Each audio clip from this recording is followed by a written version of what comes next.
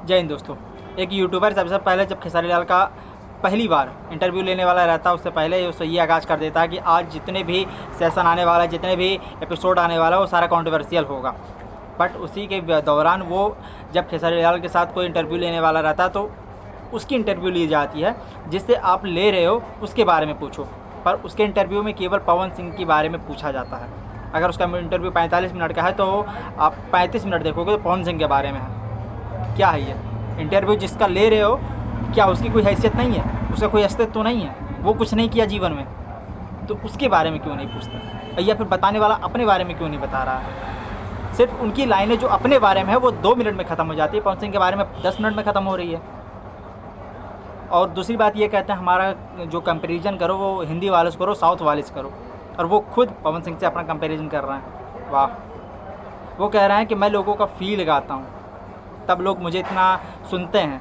अच्छा, मैं सामने खड़ा करने वाला हूँ। 1 महीने से पवन सिंह एक्टिव हुए हैं और ये हो गया पवन सिंह जी का चार्ट और ये हो गया खेसारी लाल जी का। कितना अंतर है। फील गाते हैं, बाकी सब क्या गाते हैं? टिकोड़ा खाली। सब फील ही गाते हैं। जैसा सीजन चलता है वैसा गाना सबका आता है, केवल आपके गाने से ये अर्थ नहीं निकलता। मोदी जी इनके बारे में कुछ कहना चाहेंगे? लवड़े न भोजन।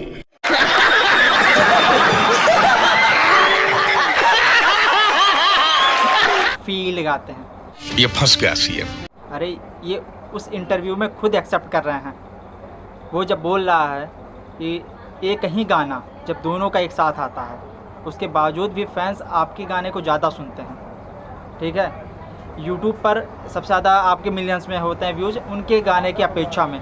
वो कह रहे हैं नहीं नहीं नहीं नहीं ऐसी बात नहीं है। वो खुद एक्सेप्ट कर रहे हैं कि कौन कितना बड़ा सिंगर है। और जब खुद ही मान ले रहे हो तो चाटुकारिता करने से क्या फ़ायदा? ज़्यादा ढेर ना बोलो। अब अगला वीडियो बनाए के बाद, तब तक के लिए इजाज़त दे दें।